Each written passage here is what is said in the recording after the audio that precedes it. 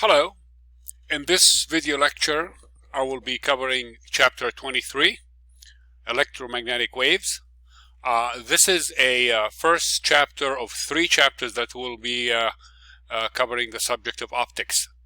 Chapter 23, Chapter 24, and Chapter 26.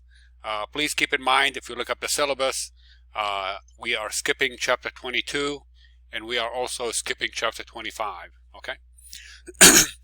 So when we talk about electromagnetic waves, what we mean by that is that any of the electromagnetic waves that we see in our daily lives, for example, visible light, which is basically what your eye can detect, TV and radio transmission, the cell phone, your microwave oven, the light bulb, the X-ray machine, and some other things that you may not see in your daily life, such as radioactive nuclei and so on. So why do we call it electromagnetic waves? The reason we call it that is because it's actually made out of 2 waves that are combined together in the following manner. Let me show you a picture of that, even though it's going to be difficult for me to draw a 3D, but I think there is a picture in the book that I'm going to come back to it in a minute. So imagine that you have the X and Y and Z axis like that. Imagine this is the X axis, so this makes it the Y axis here. And let's say this is the Z axis, okay, kind of 3D instead of saying. And the electromagnetic waves, you will have one wave is magnetic and the other one is electric. So let's assume the electric is along the Y axis. So this is the electric wave, and then the magnetic wave would be perpendicular to it, or we say orthogonal to it. And then let's assume that the wave, the direction of propagation of the wave is along the x-axis, so it's going in this direction, okay? So in this case, as this wave E and B is moving along the x-axis, so at a later time, it's going to be something like that. And then at a later time, it's going to be something like that. They're all perpendicular to each other and orthogonal. So this is E, this is B, and so on. You get that? And it just keeps going at the speed of light, c. We'll come back to the speed in a minute. Okay? Let me show you a picture from the book. If I go to page 737, before I do anything, just want to give you a kind of help you visualize how it looks like. Here it is right here. Let me magnify it a little bit. It's a little bit bigger than I thought. There we go. Okay. So as you can see, look at that. This the red wave here is the electric wave. Okay. This is the transversal wave, just like it looks like the ocean wave. You know what I mean? Where this is the amplitude, the height of the wave E, the one I draw here in my note here. This is basically the amplitude of the wave. And then you get the magnetic wave right here, in blue. And they're both riding each other, if you will, but they're both perpendicular to each other. Instead of saying they're orthogonal, they're going at the speed of light, c. Okay, so they move along the x-axis. This is the y-axis, this is the z-axis. You got it? So that's basically how they look like. Okay. Let me give you some more information on this before we move any further. So those waves, they travel. So EM waves travel at the speed of light.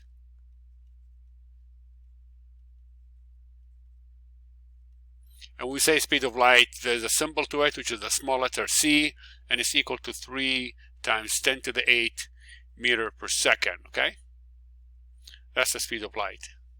It's a good idea to memorize it because we deal with it a lot. And this number, this speed of light, actually has a formal definition. You remember we studied the permittivity of free space, epsilon naught, remember that? And it was equal to 8.85 times 10 to the negative 12, Coulomb squared per Newton meter squared. And we also studied the permeability of free space in magnetism, Ampere's law, and it was equal to, if you remember, 4 pi times 10 to the negative 7 Newton per m squared.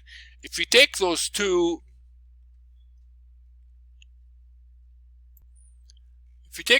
quantities, let me erase that,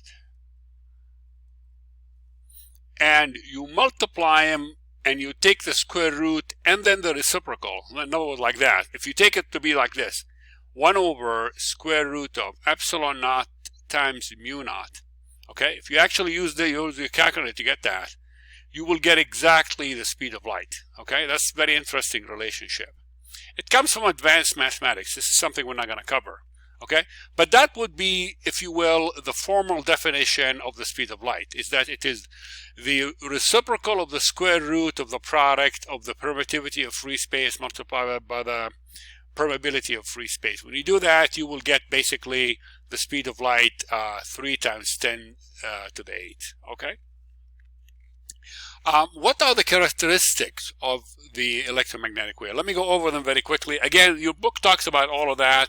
I mean, the objective of my video is to solve problems, and I'll leave the reading part for you, but I'm just going to talk briefly about it. What are the characteristics of electromagnetic waves?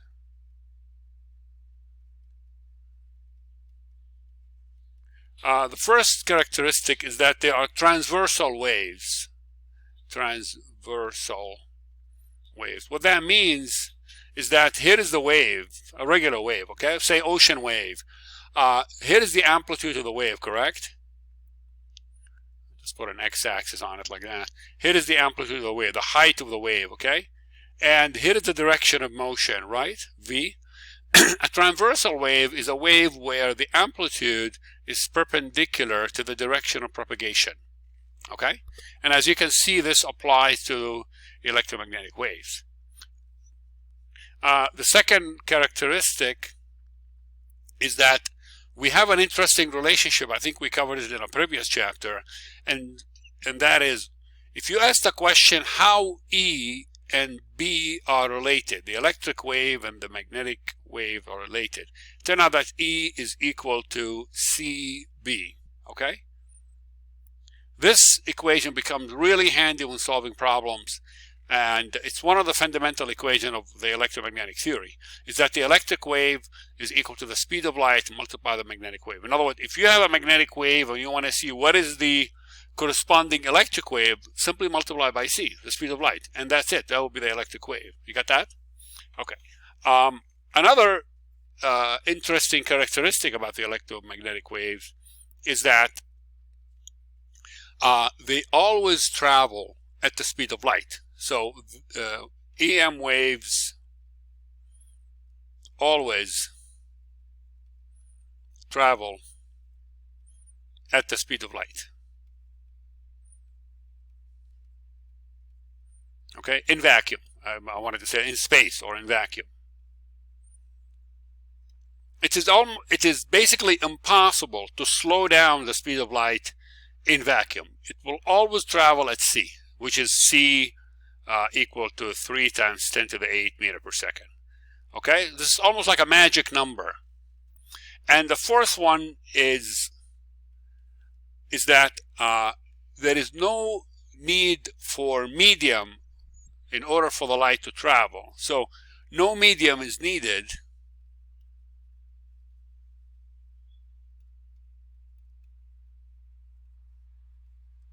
to propagate. What that means is the following. Imagine, I am right now speaking to you and you can hear my voice. The reason you can hear my voice because I am speaking through the air in my room, and there is the microphone over there, and I am speaking, talking, and my voice is propagating from my, say, my throat to the microphone, and it's carried on a medium, and that medium is the air. If there was no air, my voice is not going to be carried. In other words, sound wave need a medium to propagate through, such as water or wood or air. Now, when you ask the question, what is the medium or that the light needs to propagate? In other words, you can see the sun, and the sun rays are coming all the way from the sun to the earth, and in between, it's basically space, empty space. So, in other words, electromagnetic waves, such as visible light, does not need a medium to propagate. This is interesting, and it's still a mystery in physics. Now, how is that possible? So this is another characteristic, that the electromagnetic wave do not need a medium to propagate through, okay? All right, I'll stop here about those. Let me give you an example and show you how we can apply those ideas. So we have I'm going to start with example 23.1. The chapter is a little bit long, but I hope I'll manage to do it below, hopefully within an hour and a half or so. Okay, chapter, example 23.1.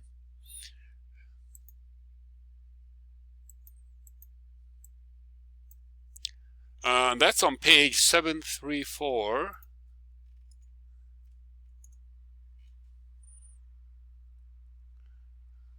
Here it is. He says, let's begin by calculating the distance that light travels in 1 second. And then we want to express the answer in the unit of circumference of the Earth. Okay, and then he gives you the equatorial circumference. Okay, so basically what he's saying, what is the distance traveled? Remember the speed of light, c, we give it a special name, c, right, is equal to 3 times 10 to the 8 meter per second. And that's a very, very large speed. How fast is this light? This speed? A beam of light could travel around the Earth 8 times in 1 second. 8 times in 1 second, almost 8 times. Okay, and I'm going to show you in a minute this number. So he said, how far can the speed of light travel? Or light, excuse me, how far light can travel in 1 second? So the time here is 1 second. How far does it go? Well, x equal to, as you know, we know that speed equal is equal to distance over time, right? So v, let's say v equals x over t, so distance is v times t, you see what I'm saying? So I'm going to use this formula here. So x equal ct in this case. So that's 3 times 10 to the 8, multiply this by 1 second, and it turned out to be 3 times 10 to the 8 meters. That's a huge number, right? Now he said express it as a ratio with the circumference of the Earth. Now the circumference of the Earth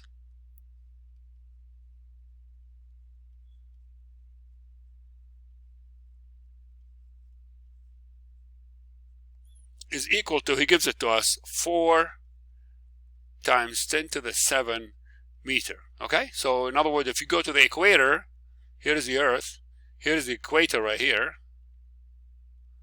and if I would measure the full length of the equator around, it will be roughly this number. Okay, 4 times 10 to the 7. So I want to get the ratio. The ratio, basically, the distance x, the one I calculated above, divided by the circumference of the Earth. Okay, let me call the circumference of the Earth. Shall I call it? Let's just not. I can't think of a better of a symbol to use. But anyway, so we'll just go 4 times 10 to the 7. So that will be equal to 3 times 10 to the 8 divided by 4 times 10 to the 7. And when you calculate that, you'll get 7.5 times. What does that mean? It means, like as I said earlier, if I have a beam of light and I would shine that beam of light, it will go around the Earth 7.5 times in 1 second. Okay, this is how fast light is. Okay, then the second part of the question says, now let's calculate how much time required for light to travel 1 foot. Okay, So you can imagine the time here would be extremely short. So we said that, so to do that, before I do it, I need to put the proper unit. 1 foot is about 1/3 of a meter, roughly. You can look it up. Okay? So how long, so go back to this formula right here. So the time here becomes x over c, correct? So 1 foot, which is 0.3 meters, divided by the speed of light, 3 times 10 to the 8. And when I calculate that, it will be roughly 1 nanosecond. 1 billionth of a second. It takes 1 billionth of a second to travel a distance of 1 foot. Okay, simple problem, I hope. Okay, good. Next, I want to talk about the electromagnetic spectrum. Please take the time to read about it, but I'm going to show it to you in the book. The EM spectrum.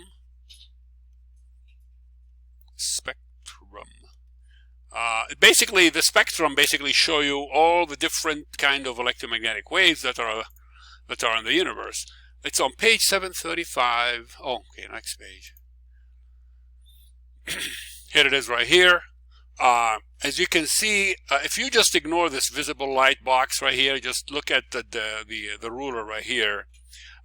So these are the electromagnetic waves. You're starting with radio and television wave right here, and then you get the microwave, and then you have the infrared waves, and then this white band right here is the visible light, which is the one that our eye could see.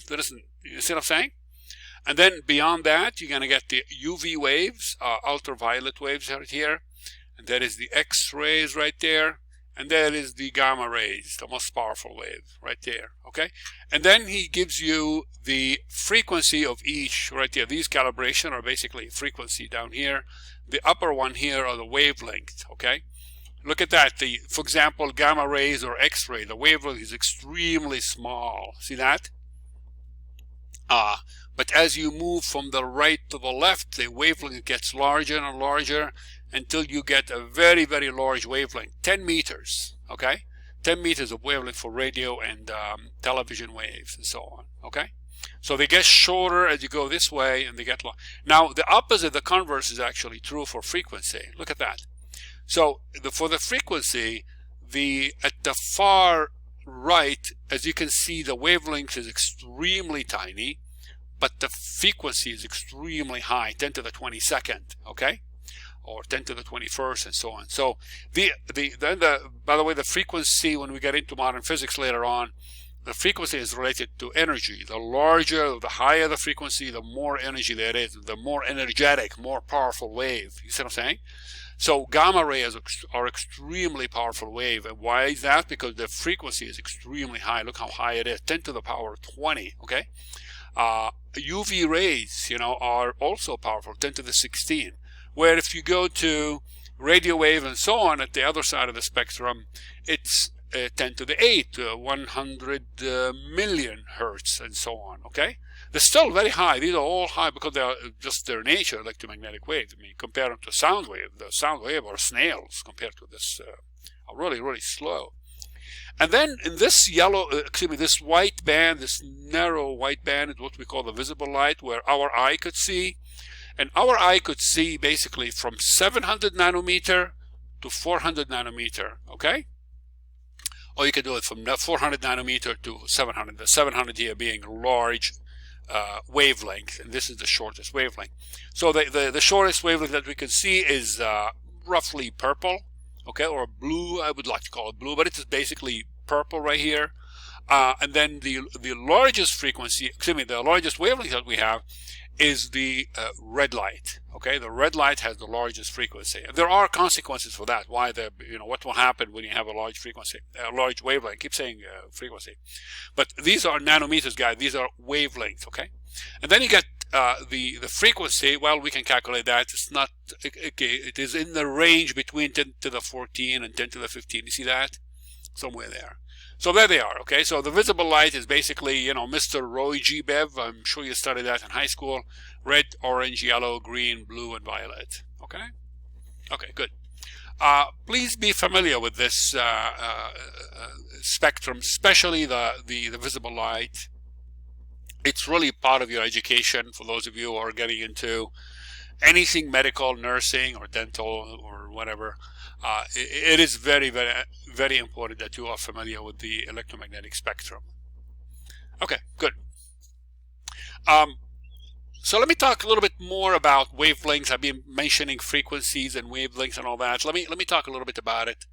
I don't want to make the assumption that everybody understands what that means. So a typical wave, transversal wave, like I said, it looks like an ocean wave. So it looks something like that. Let me draw it on X and Y like that. We call them sinusoidal wave from the word sine and cosine, because they look like a sine function. So it looks something like that. Let me draw it first. Try to be as accurate as I can. One more. Oh well. There we go. Okay. So let's suppose this is let's say the time. Oh well, let's just call it X and Y for now. Okay. Let's just consider it X and Y.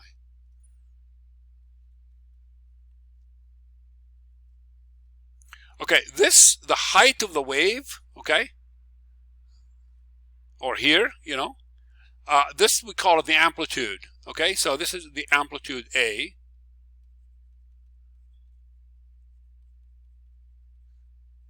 which is the maximum displacement, okay, max displacement. More on it in a minute. Let me just put in all of them. Okay, now, the distance from peak to peak, see this is peak and this peak? Assuming they're the same. My drawing is lousy. The distance between peak to peak is what we call the wavelength lambda. Okay, this is the lambda wavelength. So what is the wavelength? The distance between peak to peak or from trough to trough. Here's a trough, here's another trough. Same thing, no problem. The same thing, no problem. Also, I can pick any point really from this point right here to this point right here. It's the same thing. It's still a lambda. You get that? It doesn't really matter. But that's basically, so the lambda is the length of the wave. What is the wavelength? It is the length of one cycle. See, let's say the wave starts from here. Look at the dot right there at the origin. So start from here. The dot goes up, up, up, up, up, then down, and then up, and then down. It comes back to where it started right here. Let me do it with the mouse so you see it. Start from here, and it goes up to the peak, and then it's down to the line, and then down to the the negative amplitude, and then back to where it started. This whole thing is called one cycle. Got it? One cycle. Or you can start from the peak. So from peak to here and back to the peak. That's one cycle. Or you can start from a trough, and then one trough and then back to this. This is all one cycle. That cycle, the length of it horizontally is the wavelength. So the wavelength is the length of one cycle. One cycle. Okay? All right. What else? Okay. Now, the equation of the wave, there is more stuff. I'll tell you about it in a minute. But now we come to the equation of the wave that describe the wave. The equation of the, how about if I say the sinusoidal wave?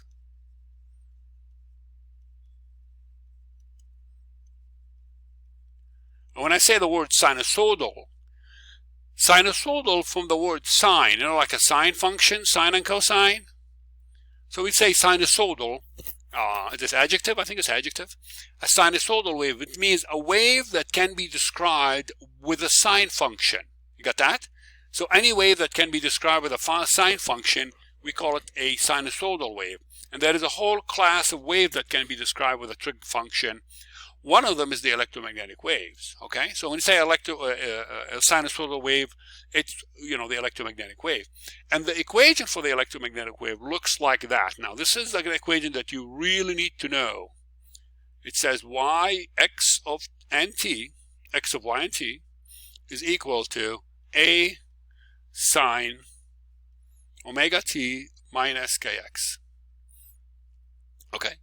As a matter of fact, it should be plus or minus kx, but I'm not going to emphasize this for now. I'll just leave it like that. Okay, this is called the equation of the wave. Okay, A here, of course, go back to what I have just said. It's the height of the wave. Okay, sine is the sine function. Omega is what we call the angular frequency, and it's related to the frequency. I'll come back to it in a sec. Of course, t is the time component, and x is the x component, and of course, it's just the distance. Okay? What does that mean? Well, first of all, let me give you the definition. There's a bunch of formulas that you need to write down and be familiar with them. Here they are. So, omega is the angular frequency.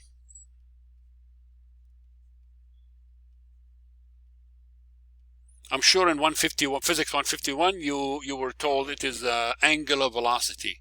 It's really the same. Yes, we have another name to it. We call it angular velocity when we deal with particles going around in circular fashion, but when we deal with wave, we just call it angular frequency. Okay, and remember the frequency f, right?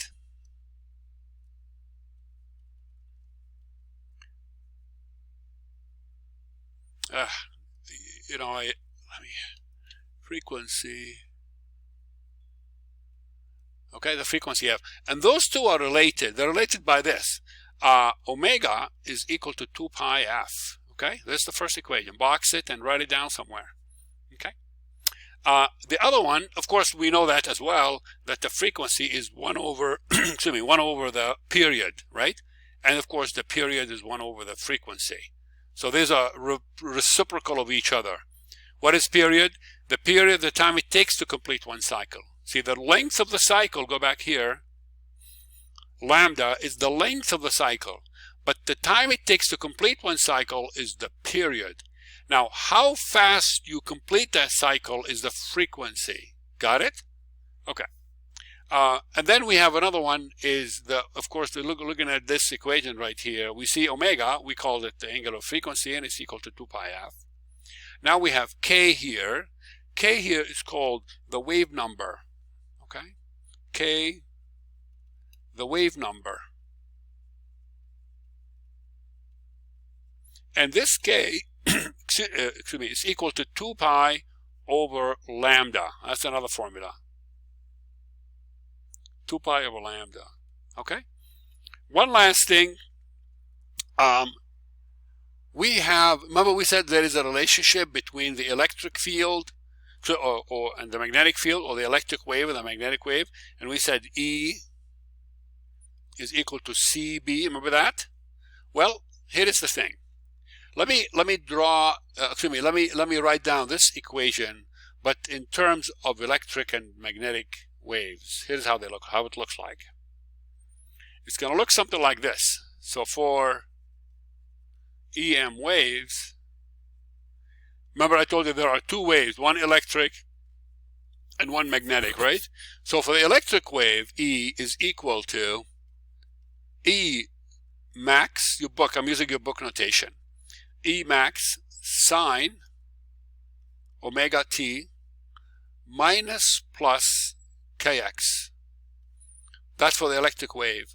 The magnetic wave looks exactly the same, except you replace the E with B. That's all. Everything else is the same. Okay, it's kind of easy to remember.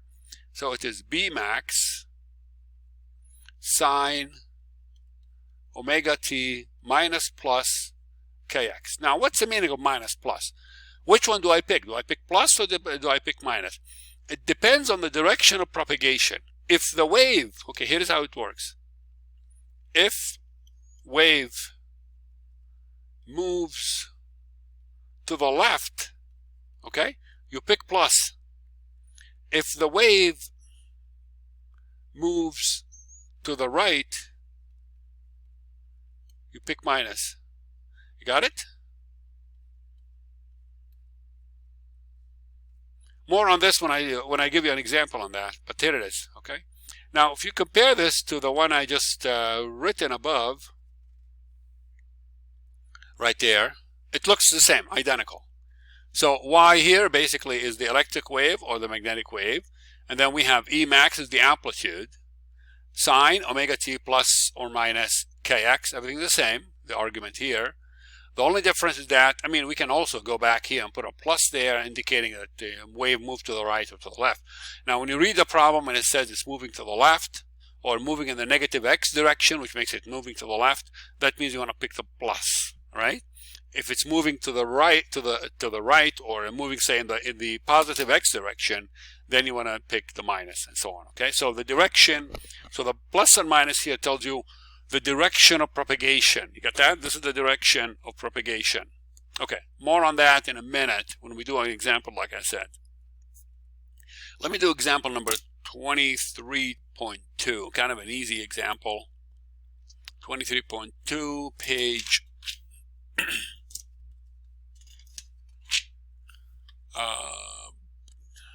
738.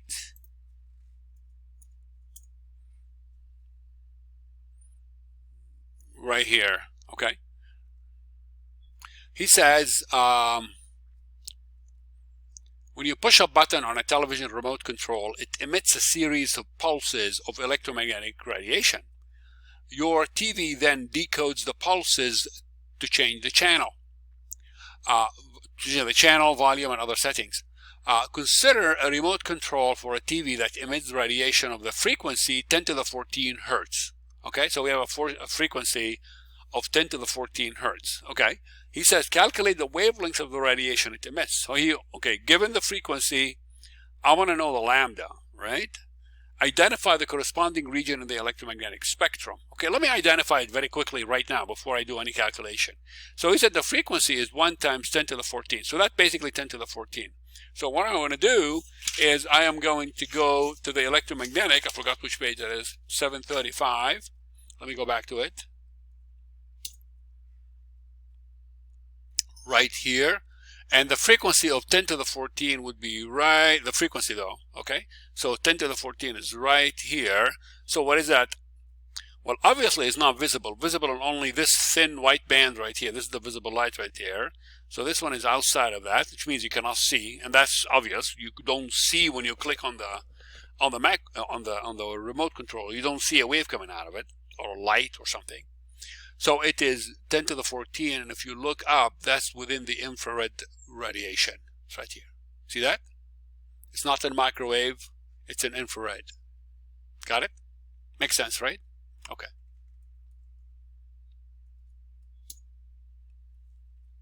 So let's see what's given to us here. So what's given to us,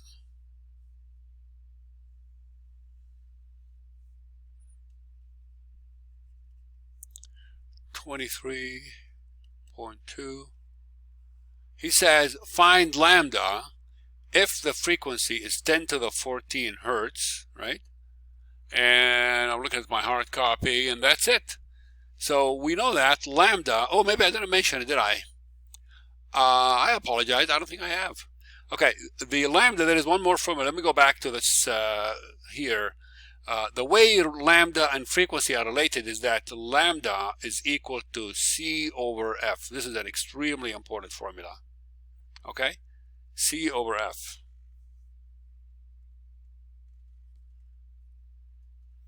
So now we have lambda is equal to C divided by, by F. And everything is given to us. So we have 3 times 10 to the 8 divided by 10 to the 14. And then I just need to calculate that. And when I calculate with my calculator, so I have here 3, 8 divided by 14 equals to 3 times 10 to the negative 6. And what's the unit on it? Meters. Wavelength. That's a length. Okay? Very, very tiny wavelength. Okay? And of course, he said in what region, right? He said identify the corresponding region. We already identified it. You can also identify it with the wavelength. You go ahead and do that. So this is in the infrared region. Okay? Okay, good. Next problem. Example 23.3, kind of an interesting one. Simple, again, right here. He says in this example, calculate the electric and magnetic field of a carbon dioxide laser. Okay, so we have a laser. The laser emits a sinusoidal electromagnetic wave that travels in vacuum in the minus x direction. Now that's interesting, isn't it? In the minus x direction. What does that mean? It means the direction of propagation is in the next negative x direction, which is to the left, correct? You remember that, to the left, what that means to the left. Okay. The wavelength is 10.6 micrometer, and the field, and the E field is along the z-axis with a maximum magnitude of 1.5 megavolt per meter. Mega means a million, 1.5 million volt per meter. Then he said, find the equations for the magnitude of the vectors E and B as functions of time and position. Okay? This is not a difficult problem. I promise you that. It sounds hard, but it's not. Let me show you how it works.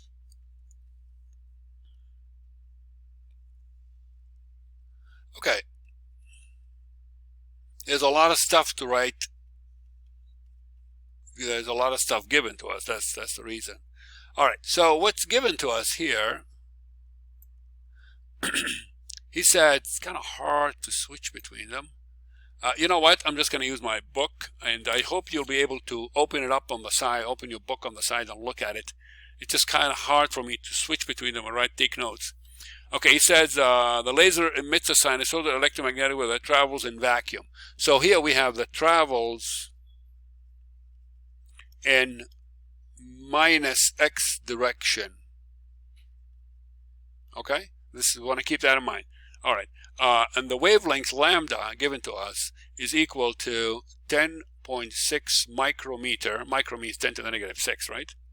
And the E field along the z-axis. So he said the E field along z. We need this information because I want to be able to graph it, to draw it. And the maximum value, he said the maximum value of the E field, that's what he said, which means basically when he said the maximum value of the E field or B field, that means what? It's basically the amplitude of the wave. You got that? Remember, amplitude is the maximum value.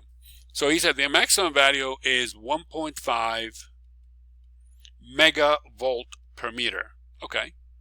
Find the equations. So you want to know the equation E and B. Got it? That's basically what we have so far.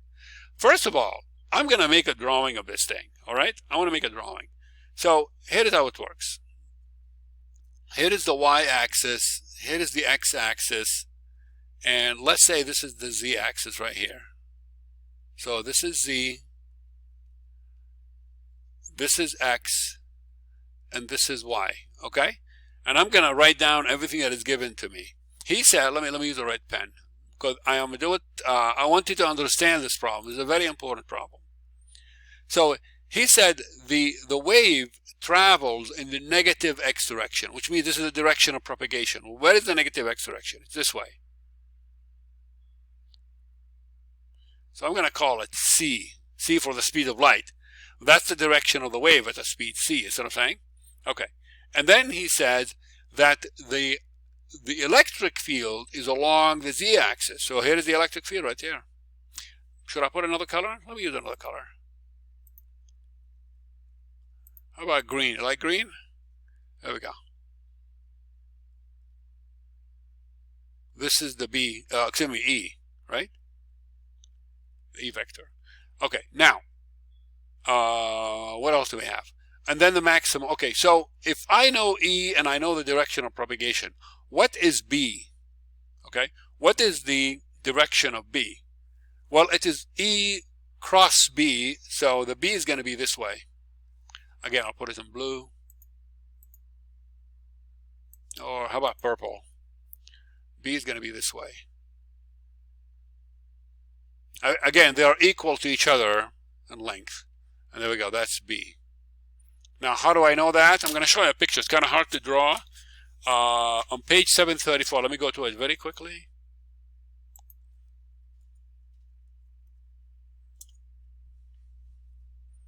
Look at that. Okay. See how E and B here, see the hand? This is the right hand, correct? Okay, so this is the direction of propagation, C. Imagine that you are able to grab with your hand. Okay, you can grab the direction of propagation. Look at the direction of your thumb. look at your fingers, your four fingers. See, first you align the four fingers aligned parallel with E, and then you close them toward B. So you're going to close them this way. See that? See that? This is how you close them. See that 90 degrees? You close them that way. Okay? That's how you do it. So this is called the right-hand rule for determining the direction of E and B. So it's always E cross, they call it E cross B. E cross B. Okay? And the thumb always pointing to the direction of propagation. Now let's apply this one with this. Okay? So now I'm going to draw my hand. I don't know if I can draw that, but my hand, let me try and draw it. You're probably going to laugh at me, but here is the hand, right? Here is my thumb. Okay, that's my hand. Like that. You see that? Where my thumb is pointing toward in the direction of propagation, C. Okay, that's the direction of propagation, C. And my fingers are in the direction of E. Now I'm going to close my hand. Remember, this is the palm of my hand here. This is the palm of my hand. So I'm going to close it this way. So I'm going to close it toward B. See that? Up. So that means B must be up. You get that? I hope you understand that. I'm going to erase this drawing. Okay, so we got that. And now I want to know, I want to find out the equation of B and B. Well, what is the equation of B and B? Do I have everything? Well, the equation of E and B looks something like that. E equals E max. I like to call it E naught. Do you mind if I call it E naught? Right here, just call it E naught. Is equal to E naught sine omega. What is it? You know, they have the order of my equation. The way I understand it, a little bit different from the book. It is omega t and kx. So omega t plus or minus kx. You see what I'm saying? Okay. Now, do we choose plus or minus? I hope that you know what the right answer is, and that is plus, because it's moving to the left. Remember, it's moving to the left. The direction of propagation, that is plus. So in this case, it's going to be a plus here. That's the first thing. Of course, B is equal to B naught sine omega t plus kx. Same thing. Okay, everything the same. Now, I am given E naught. Can I find B naught? Yes. Remember, E naught is equal to C B naught. It applies also to amplitudes. You get that? This fundamental relation. So all I need to do is to find B naught through that. So let me find it. So B naught is equal to E naught over C. Well, E naught is what? The E max. That's right here, 1.5 million volt per meter. So that's going to be 1.5 times 10 to the 6 divided by 3 times 10 to the 8. And then I will get a B naught. B naught in this case is going to be equal to 5 times 10 to the negative 3 Tesla. Okay? So I got B naught. Here it is. I still have what? I still have omega, and I still have K. I need to find all of that. You see what I'm saying? So let me find K. Now, what's given to me?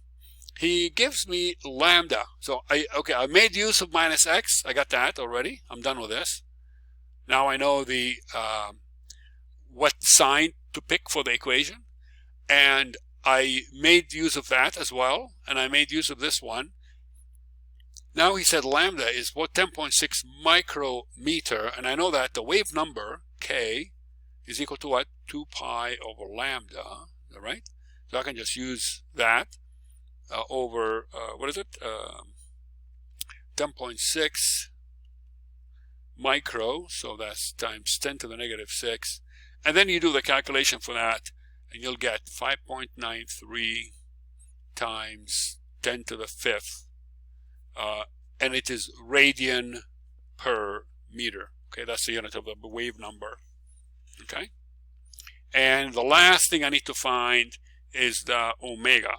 Okay, so what is omega is equal to? omega is equal to ck, and I think I forgot to give you this one either as well. Okay, omega is equal to ck. So we have the wave number and we know the speed of light. So 3 times 10 to the 8 times k, which is 5.93 times 10 to the 5th. And when we calculate that, you will get 1.78 times 10 to the 14 radians per second. Got it? Okay, there we go. Now I have everything as far as those two equations are concerned. All I need to do is to plug all this data in them.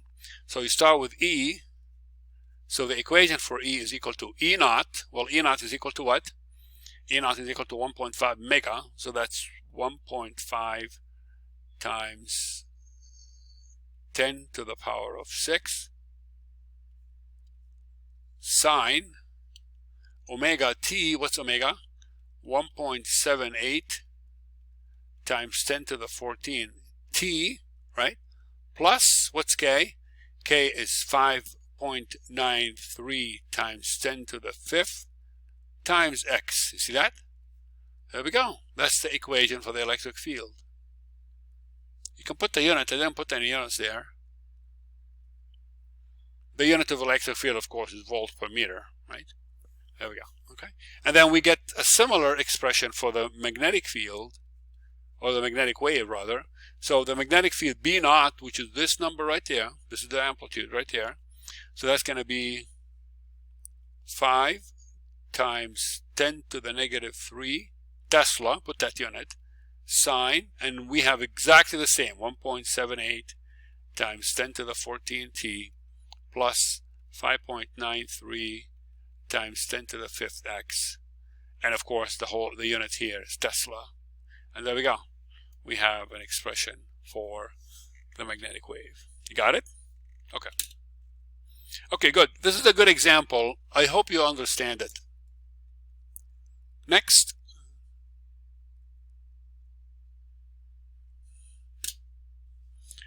Energy, and there are several topics that I still need to cover. Energy in electromagnetic waves. That's section 23.5.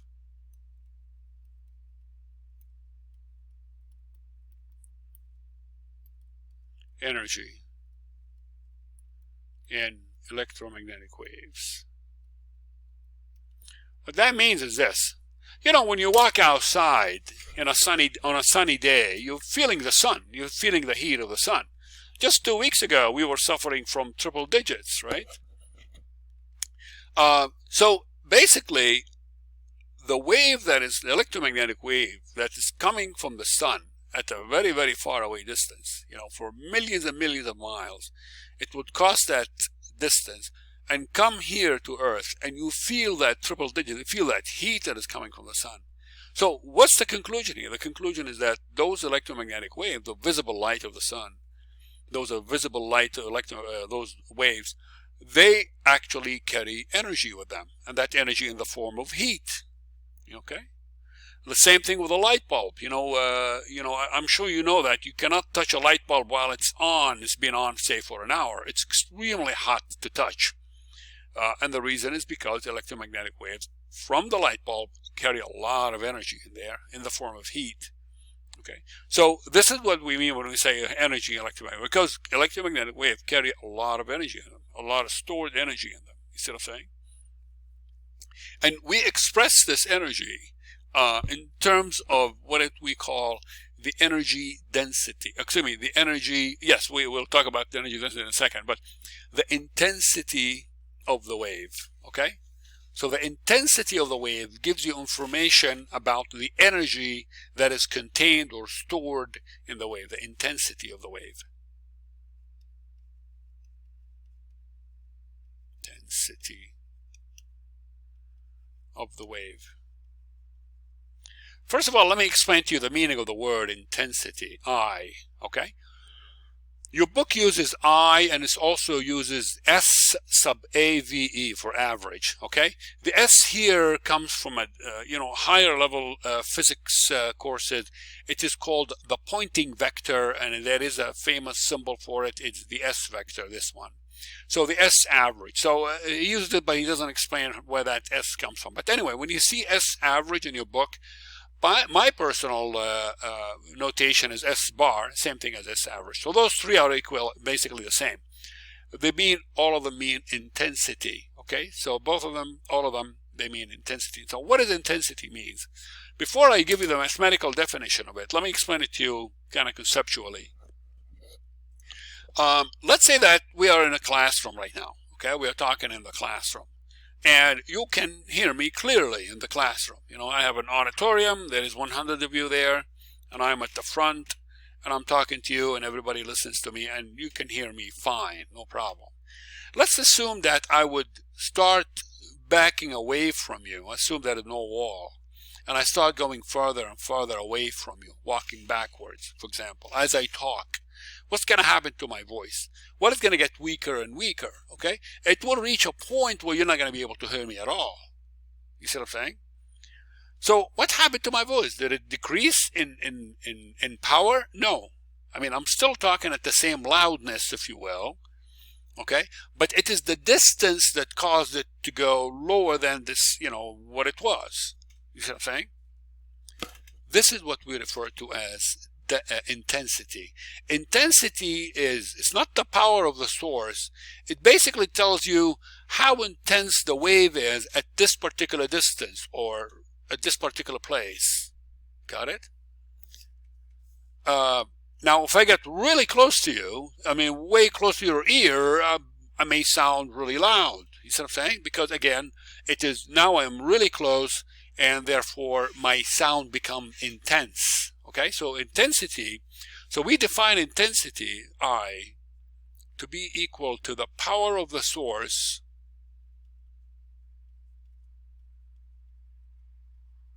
divided by the area. Okay, divided by the area. The R here, let me fix it. Let me explain it. I'm talking about sound here, which is not related to our topic, but you will understand electromagnetic through it. Let's say I am talking. So here is my, let's say here is the sound sources right here, okay? And here is the sound wave are propagating in this direction, let's say. Here is your ear. Right? You are the observer. Here's your ear. Okay? And how far are you from the sound source? Well, let's say this is a siren. How about that? Okay, there is a siren. And this is the siren right here. This is your ear. And let's say you are a distance, say, I'm going to call it R1 away. Okay? And you're going to register what is the intensity at R1. Okay. Now, if you go further, or maybe the source would go further, let's say now you are here. Here is the observer. At a distance R2, this is the intensity I1. So that's going to be an intensity I2. And you agree with me, it's going to be lower in intensity, correct? It's going to be lower. But what about the power of the sound here? Did it change? And the answer is no. It's still the same siren, blaring at the same power, if you will, but it's just a matter of how far are you from it. You got that? So we measure the intensity is the power of the source. Say, for example, the siren is producing a sound of, say, 20 watt, for example. Okay? Now it depends on how far are you from it. Now, what is this area? Area of what? Well, area of the sphere around your ear, where the center of that sphere is the power. It looks something like that. Oop, trying to make a sphere.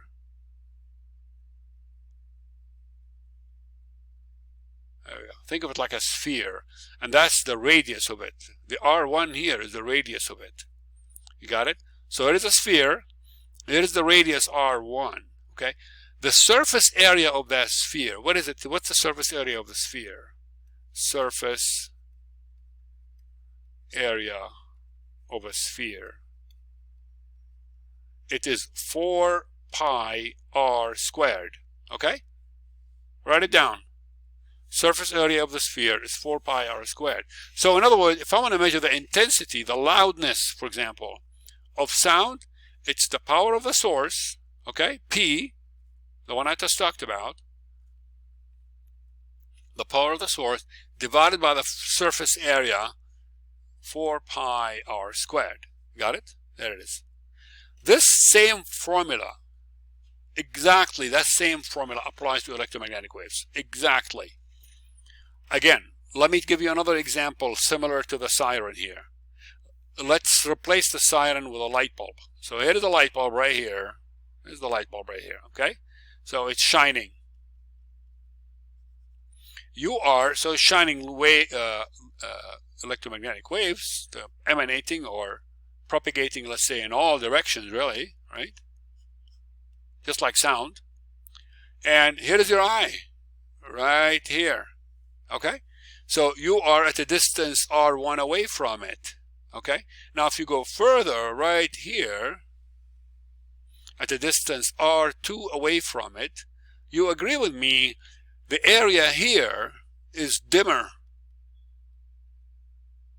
This one is not so dim, or brighter, whatever, less dim. How about that? See what I'm saying? Where here is really bright, if you know what I mean, okay? So as you go, so in other words, what I'm trying to say is that the intensity decreases here. Got it? The intensity decreases. And what is the intensity of light? Well, first it's the power of the source, which is the light bulb. Let's say you have a light bulb of 75 watt or 100 watt, divided by what? The surface area. I can't draw a big surface here. Of the sphere. So here is the sphere right here. And this is the radius of that sphere, r. Okay? So it's power over 4 pi r squared. Got it? Okay. We'll come back to this formula later. Another formula, which actually another three or four formula. The book has a lot of those. All you need is just to keep them handy. I don't expect you to memorize them. Let me show them to you on the book on page 740. Take a note of that. And at the bottom of the page, okay, he talks a lot about what we have just covered. There we go. Here it is, right here. See that? So there is three of them, beside the one that I just given you here, intensity. So the intensity, or S average, is equal to, that is the intensity right here, is equal to 1/2 square root of epsilon naught over mu naught, you know, the permittivity and permeability, Emax, the amplitude, squared, or it's equal to 1/2 epsilon naught C Emax squared, or Emax times Bmax over 2 mu naught. And believe me, I can give you 3 more if you want. There are too many of them, but there they are, okay? Write them down, keep them handy. When you solve a problem, you know, you look it up. You look up the proper one. Got it? Okay. Another formula that you want to deal with, so make sure that you write this one down, equation 23.1. Maybe you want to take a screenshot of it or whatever you want to do with it. Another formula that comes in handy, and that is, here we go, energy. Whoops, how do I do this? This way. Okay, so this is our subject, energy of electromagnetic waves. Then he defines what is called the energy density. All you need to know is just the formula of the energy, which is basically the energy density here. Do you see that? You see the word? U, or small letter u, not big letter u, is the energy per unit volume, okay? And it is equal to this formula right here, okay?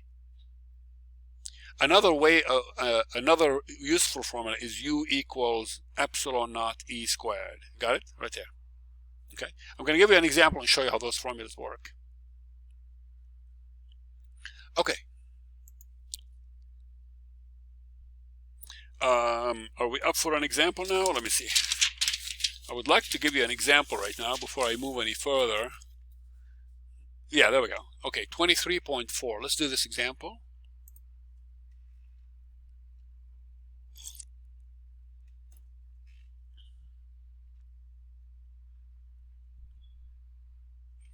All right, there we go. You have a laser cutter. He says, now let's apply the energy, density, and intensity equation. Okay. In particular, we will consider, okay, so he says here, consider an industrial laser cutter. Okay, so you have a laser beam that's used to cut things, that is used to cutting through thin sheets of soft material. Okay. It emits a beam with electric field amplitude, E naught or E max, given to us by this number, 2.76 times 10 to the 5th 10 to the 5th volt per meter, over an area. There we go, he gives you the area. So you don't need to get that spherical, the area of the sphere. He gives you the area already. Over an area of that. Okay? All right. A. Find the maximum magnitude of the magnetic field. B naught. Okay? That should be easy, right? Find the maximum energy density. Again, we can just look up the formula for that. And then find the intensity and the average power. Okay? Let's see how we do this. It's not a difficult problem at all. I hope it's not. Let's see how we do it. Oh, before I do that, let me just write down all the intensity formulas that we have studied. The one I just showed you, right? I have them in my notes here. I'm going to write them down for you here before I do the example. So intensity I, which is S bar or S average, is equal to 1/2 square root of epsilon naught over mu naught, and then times E max, E naught squared. Now naught means max, guys, okay? All right, another one, I equal S bar or S average is equal to 1/2 epsilon naught C E max, excuse me, E naught squared. And then the last one, I or S bar is equal to E naught times B naught over 2 mu naught. Okay, these are the three equations that you need to keep handy. I don't memorize them personally. They're just too difficult to memorize. But I know how to use them. They're not difficult. They're not difficult to use. All right, now let's go to our example.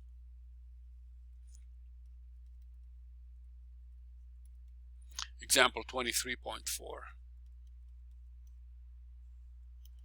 All right, I'm going to read it from my hard copy. I hope you have the book on your side, on the side of your screen. We will consider electric laser cutter. Okay, he said E naught, the maximum electric field, is equal to 2.76 times 10 to the power of 5 volt per meter.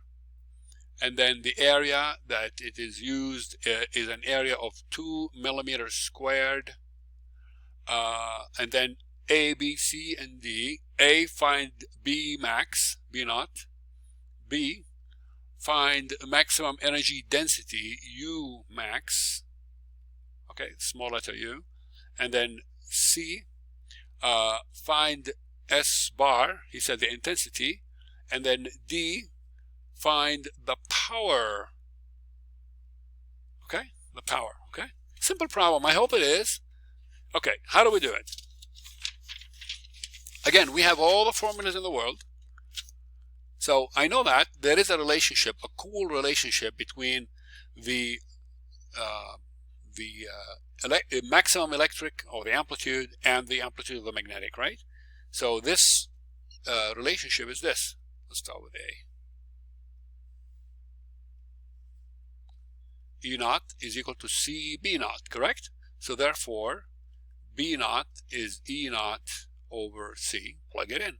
So I have 2.76 times 10 to the 5th divided by 3 times 10 to the 8. So therefore, B naught is equal to 9.2 times 10 to the power of negative 4 Tesla. Got it, guys? Okay. Part B. He said U max. Well, what's U max? U max, basically, E naught E max squared. Or if you use my notation, epsilon naught E naught squared. Got it? Plug it in. So it's just going to be epsilon naught 8.85 times 10 to the negative 12, if you remember. and E naught is 2.76 times 10 to the 5th squared, correct? And you just calculate that, and it turned out to be 0.674 joule per meter cubed, okay, per volume. The volume is meter cubed, and it's the energy density. That makes it, energy per unit volume, so that's joule per meter cubed, okay? So that's U max. And then part C, he said S average, S bar. Well, there are a lot of them. You pick your favorite. There we go. We have a bunch of them, okay? The one I like to use because I don't like square roots is this one, okay? Now you can use this one. You get the same answer with all of them. We already got E naught and B naught, but this one is just E naught, and you just use that. I mean, my taste, but you can use another one. Hopefully you'll get the same answer, right? So anyway, I'm going to use the second one.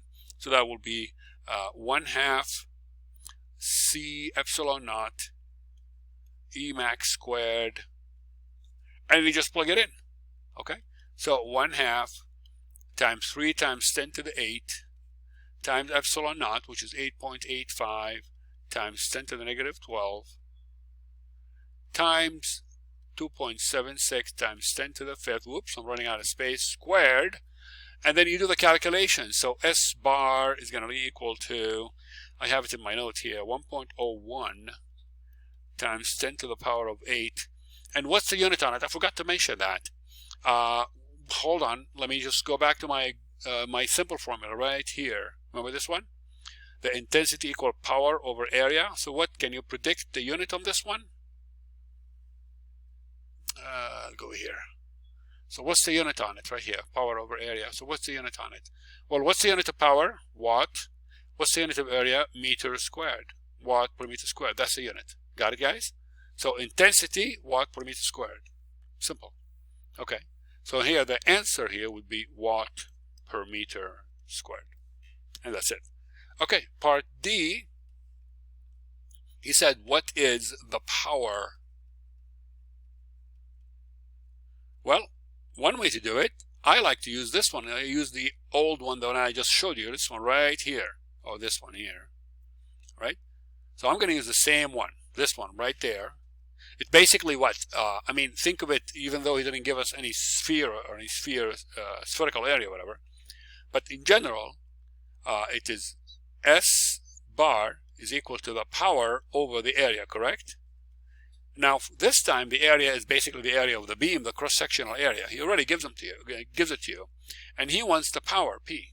So therefore, the power is equal to S bar times the area, A. Well, S bar, I just found it right here, right there. So that's going to be 1.01 times 10 to the 8 multiplied by the area. He gives us the area, the problem, right there. Right here. He said the area 2 millimeters squared, okay? So 2 millimeters squared, so that makes it 2 milli 10 to the negative 3 squared 10 to the negative 6. There we go. Meter squared. Let me, sorry, I'm a little careless about units. Shouldn't be. And then we just plug it in into the calculator, and the answer that I got, 202 watt. There we go. So the how much power on this laser beam that is used to cut is 202. I was actually surprised by this result. I thought the power for a laser cutter would be much, much stronger than that. But anyway, there we go. Got it, everyone? Okay. The last topic that I want to talk about before I get into optics, there is, I mean, this chapter really contains two major topics: electromagnetic waves and optics. So I'm gonna cover all of that in one video. I should be able to finish it. The last topic is radiation pressure. Let me show it to you. Again, there is not much to it, but I'm going to cover it. It's a very short radiation pressure. He doesn't even have a section for it, again, I think. Yeah, there is no section to it. This is a nice example. I'm going to work on that. I'm going to show it to you. Solar sail. Okay, radiation pressure.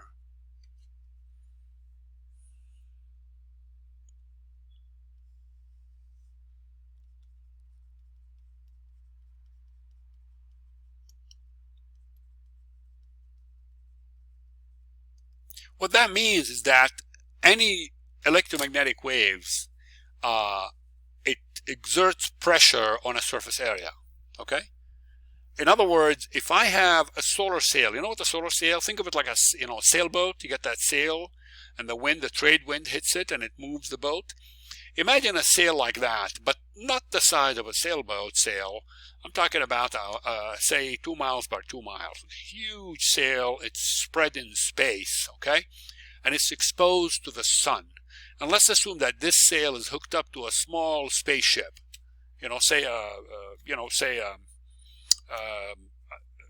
Something like a box or something, and then there's something in there, some mass, and it's hooked up to that sail. What will happen as the sun shines on it, it will actually exert a force on that sail, and it will actually move it away from it, okay?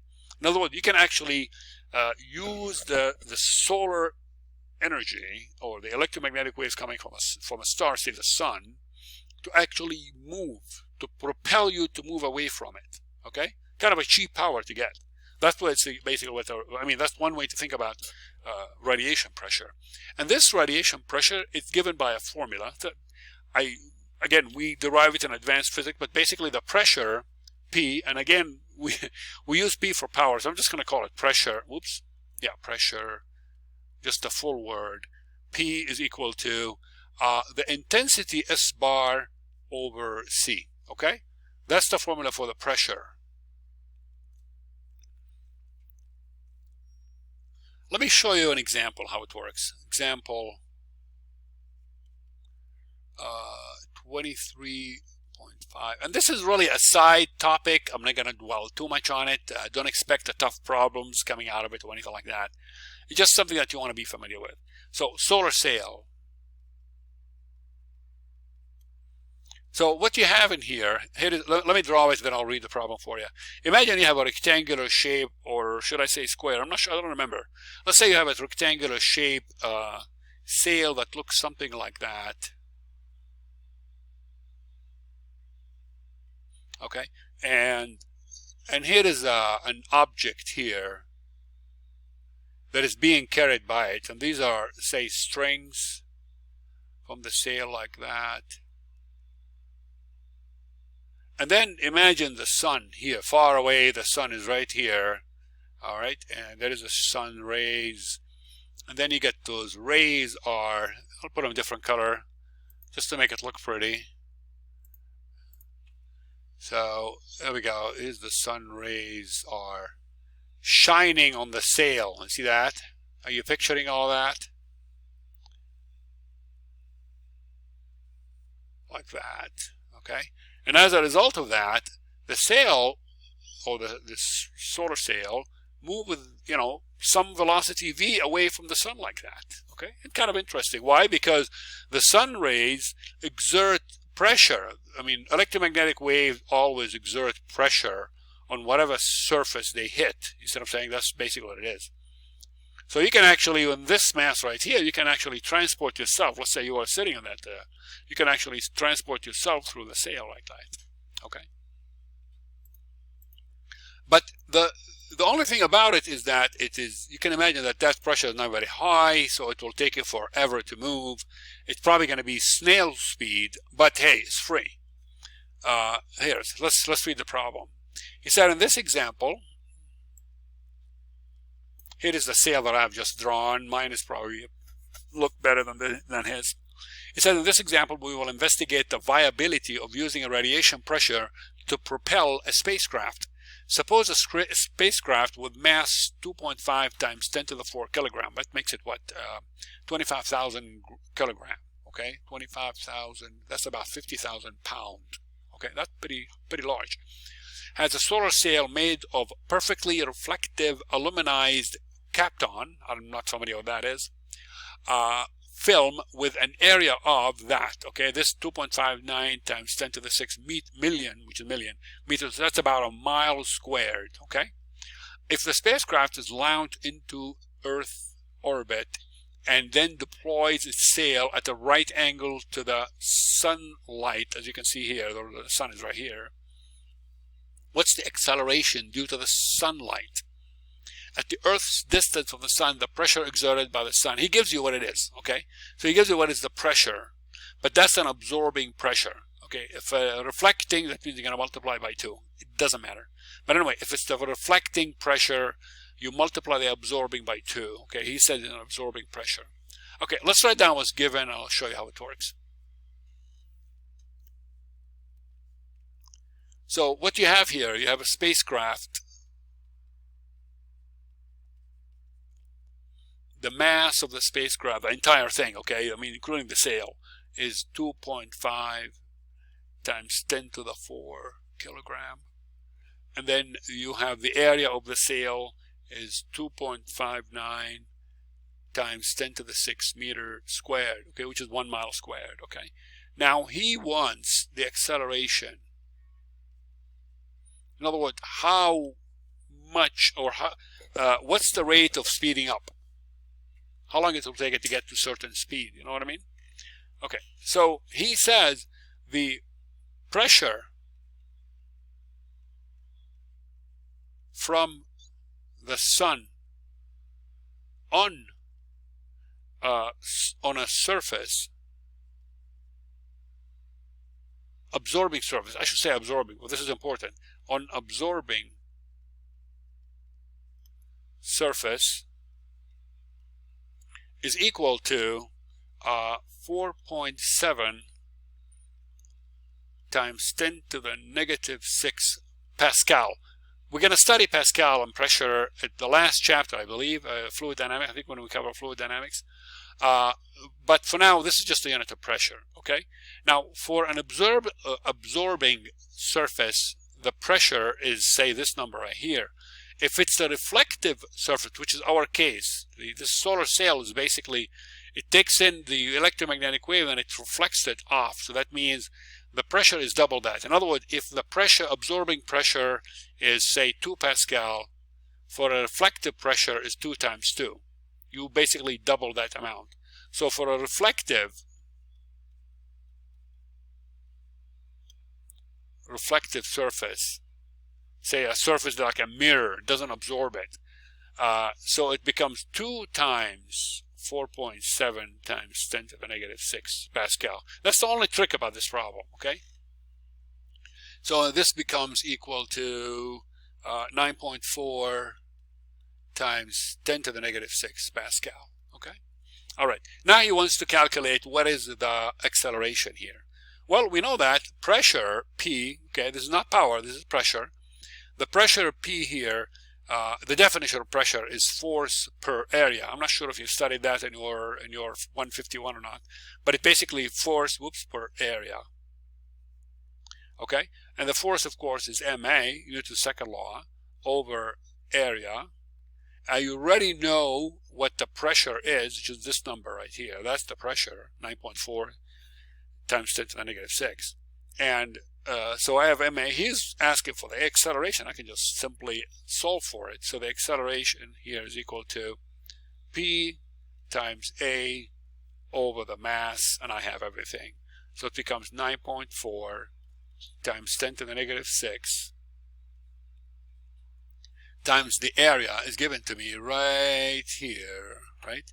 So that's going to be 2.56 times 10 to the 6 divided by the mass, also given to me, guys, right there, right? 2.5 times 10 to the 4. So that will be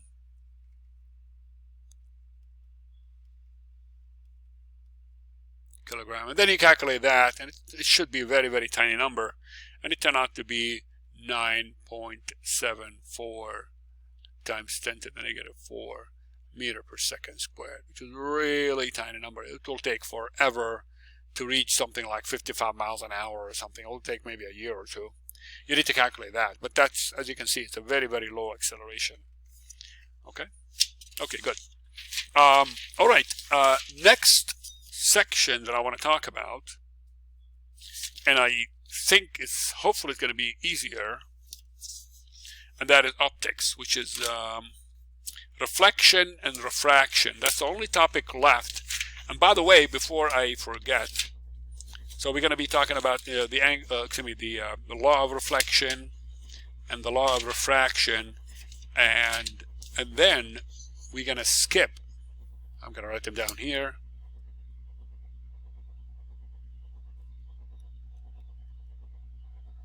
Oops.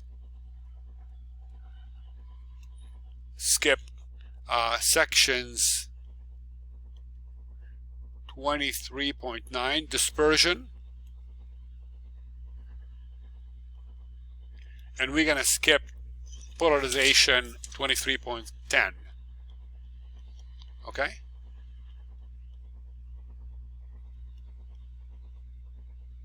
And also 23.11, I think. It is the Huygens principle. Well, we'll come back to Huygens next chapter, Huygens principle.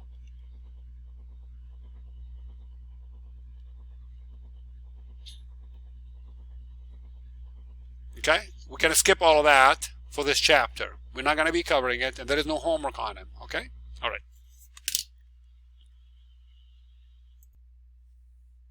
Okay, we are in section 23.6, the nature of light. Please take the time to read it. We want to talk about the law of reflection.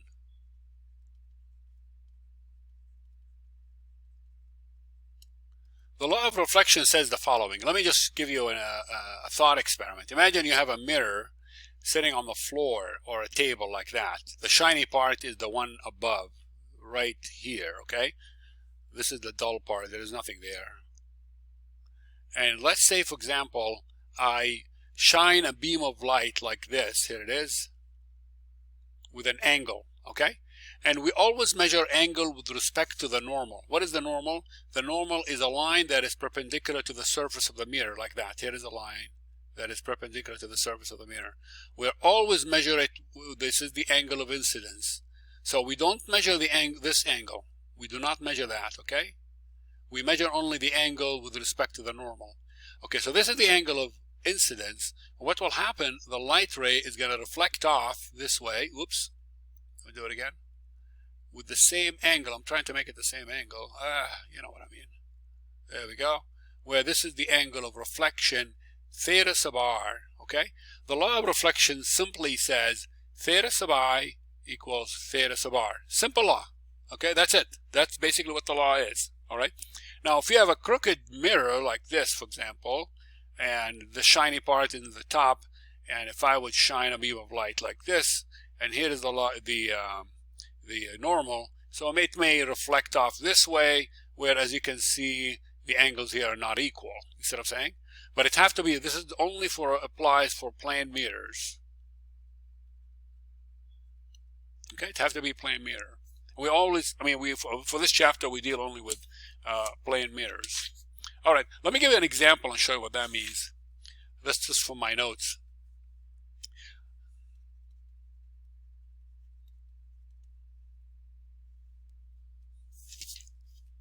Let's say I have two mirrors are adjacent to each other. One looks like that,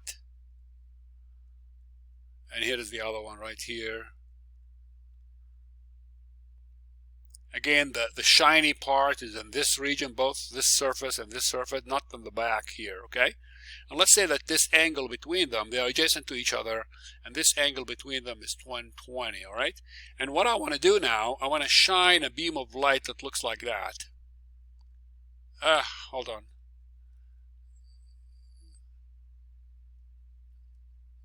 Bear with me. I'm trying to get it right. How about if I do it the opposite? There we go. Something like that.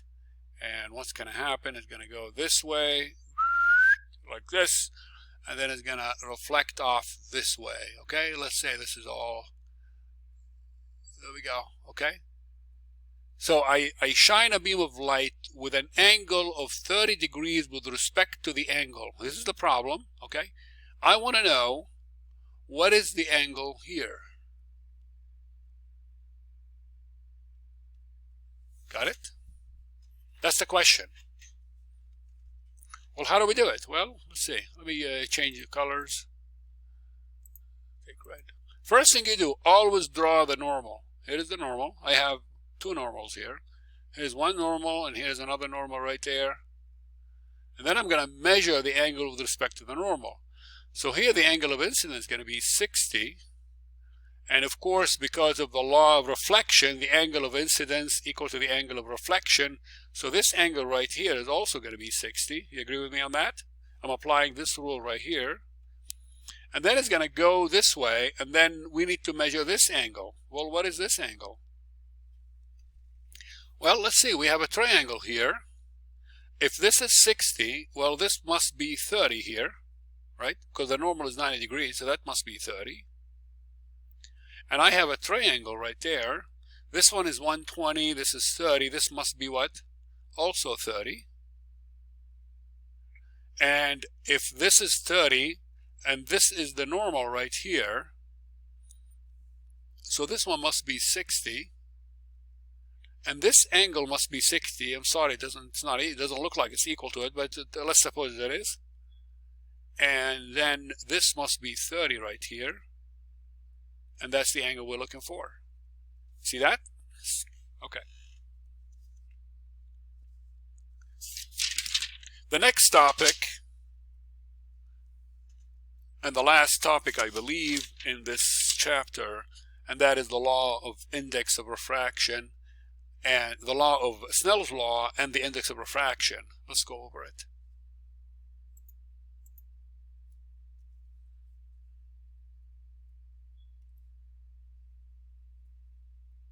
Snell's law. Before I talk about Snell's law, I want to talk about something called the index of refraction.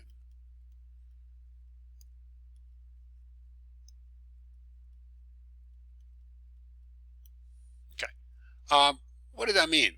Well, it turned out that the speed of light, remember we said that the speed of light is c in vacuum? Or in space, empty space?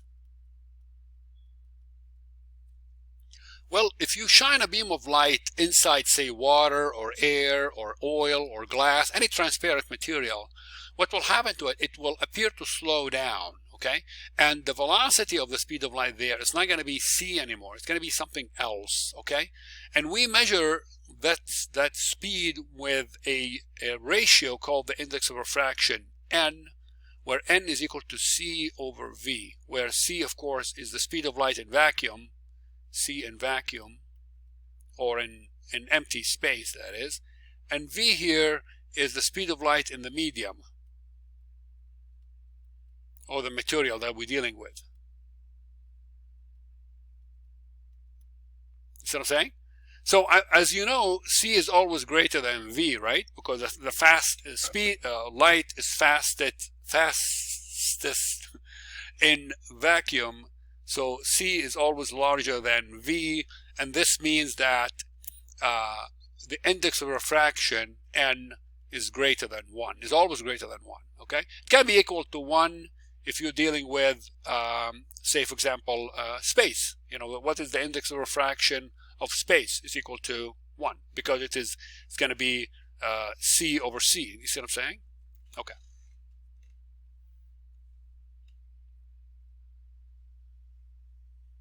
If you go back to the book, and I'll show you the speed of light, or the index of refraction table here on page 747.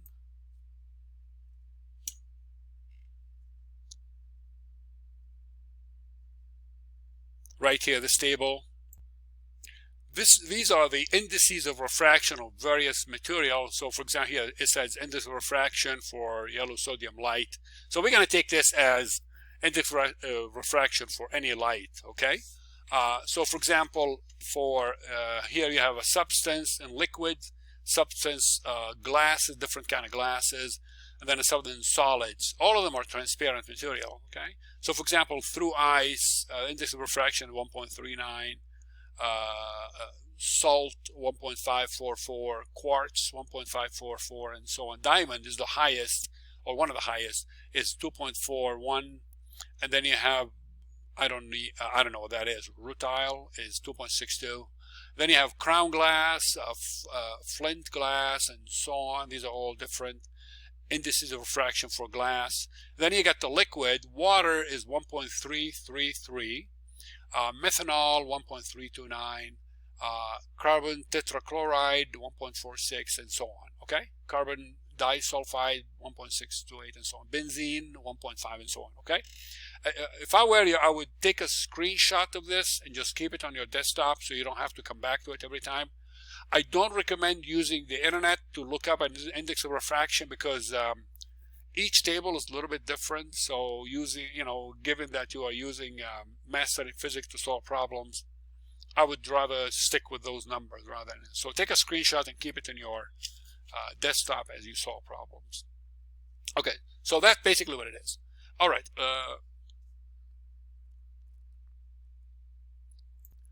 So what does this all mean? Let me explain it to you. Let's say, for example, I have two media. Okay, let's say I have the upper medium here is air, and this is water. In other words, let's say I am standing by a pool, okay, a swimming pool, and I have a beam of light, and I shine the beam of light from the air to the water. How the light is going to behave? Well, let's say that this is the beam of light that I have shown right here, and here is the normal right here. This is the angle of incidence. What's going to happen? Remember, in air, the speed of light is almost equal to c. And what's going to happen as it enters the water, because water here is a denser material, what's going to happen is going to bend, and it's going to look something like that. The angle is not going to be the same. It's going to be a smaller angle. So this is the angle of refraction, theta sub r. Okay? So you have here theta sub I, angle of incidence, and this one is the angle of refraction. Now there is a mathematical formula that links the angle of incidence with the angle of refraction given the indices of refraction for those two media. In other words, if this is N1 and this is N2, and let me call that theta 2 and call that theta 1, okay? So we have what is called Snell's law that says the following.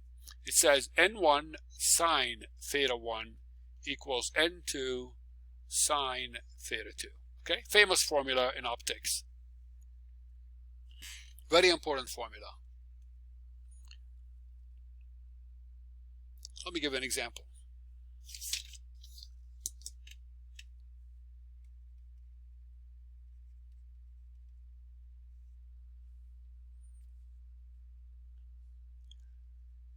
Let's say I have the same situation, water and air. So here is the partition between them. And let's say I shine a beam of light from air. This is air right here at an angle of 70 degrees. Doesn't look like 70, but anyway. Okay? And then it will penetrate. This is the water right here. And it will penetrate the water with some angle that is smaller because it is optically denser. So this is some angle theta. Of course, we're going to call that region 1 or medium 1. This is medium 2. Okay?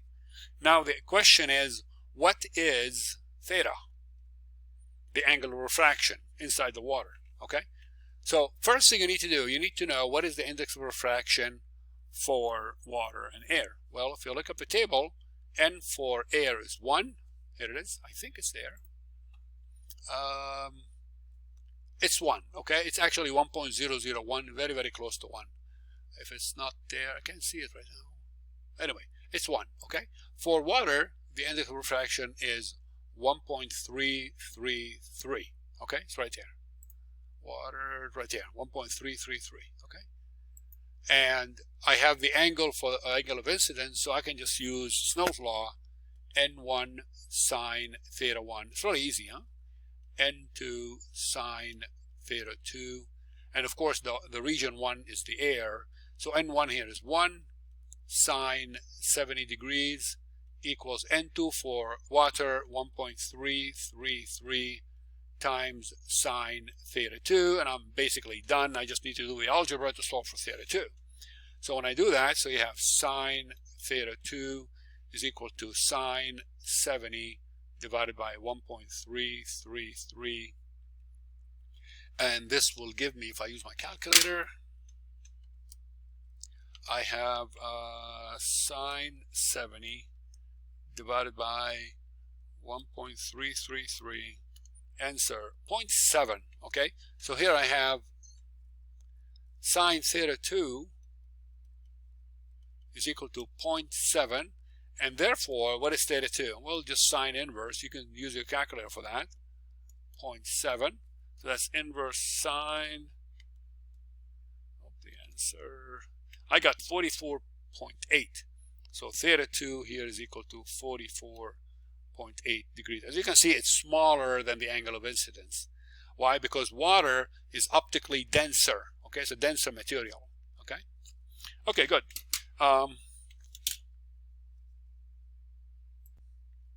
Okay, let me do one problem from the back of the chapter. I'm basically done with what I wanted to talk about.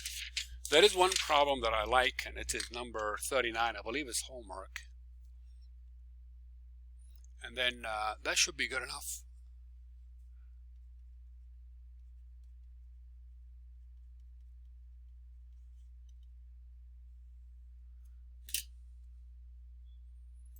Okay, let's go to it. It's on page 765.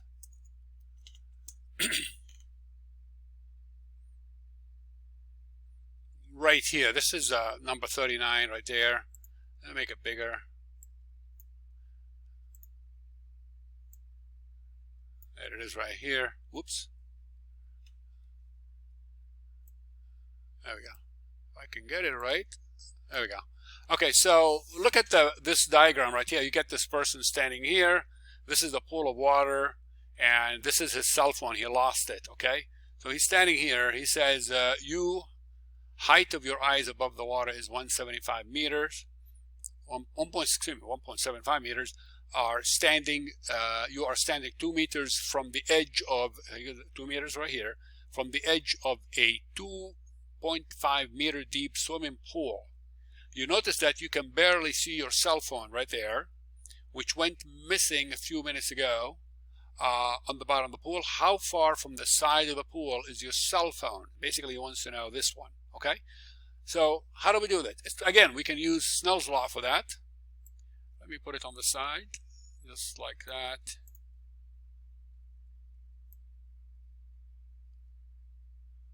There it is, okay?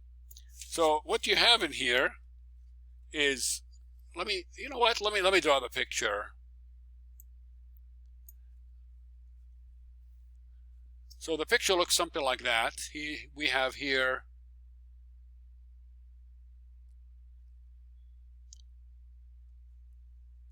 here's the person right here, and I'm trying to draw the ray right there, and then it's right there. Ah, gosh, there we go.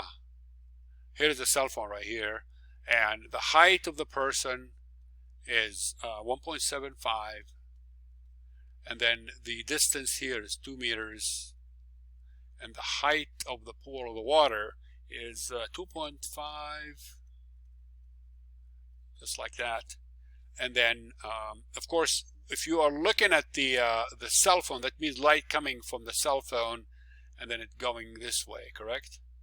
Okay. So how do we do it? He says he wants the distance from the cell phone to the edge of the pool. Okay. One way to do this problem, again, let me show the drawing. It probably looks much better than mine right there. Okay.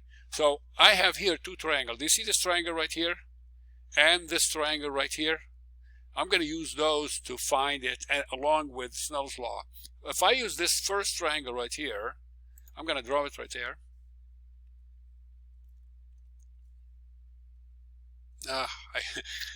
My hand is not very stable today, is it?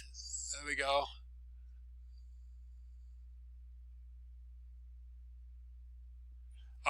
So the height of the triangle would be 1.75. This is 2 right here. And remember, so this would be the angle, if I call it theta 1. And this is theta 2. Okay, remember, this is the normal. Let me go back to the picture. this is the normal right here. So I have two angles, one angle here, one angle here. I'm going to call this angle theta 2 and this angle theta 1, okay? And so by looking at it, if I call this angle for now, remember angle theta 1 is right here, right? I'm going to call this phi for now, okay? So looking at this triangle, I can find phi by tangent. So tangent phi is equal to 1.75 divided by 2. And then phi, if I do the math, is 41.2 degrees. And therefore, theta 1 is equal to 90 minus 41.2. So theta 1 in this case is equal to 48.8 degrees. Got it so far? Okay. So now I know that. Now, in the next one, I want to find theta 2. Well, how do I do that? I can use Snell's law, because this is basically, you got the light bent. So I can use Snell's law here. So Snell's law basically says N1 sine theta 1 equals N2 sine theta 2. So N1, of course, is the air right here, and N2 in the water. Remember, the water is right there. All of that is water. So it's going to be 1 sine 48.8 equals, for the water, 1.333 sine theta 2. And I just need to do the math here. So here I have, when I do it, I will end up with theta 2 is equal to 34.37 degrees. There we go. Okay. And the last step is, now I know the angle here, and I know the height of the water. So I can use now this triangle. Let me draw it.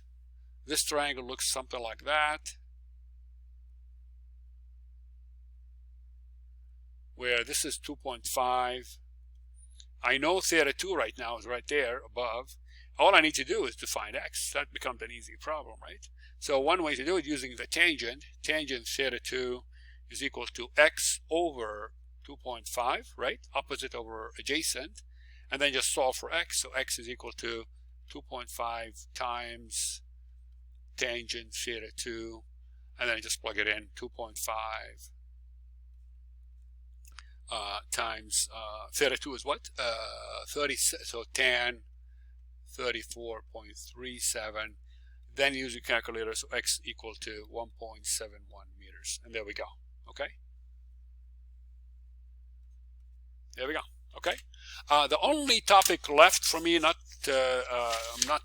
didn't talk about, and that is the total internal reflection of light. It's a simple topic. I'm going to leave it up. I'm going to leave it to you to read about it. Let me just tell you which page is that. I'm trying to find it.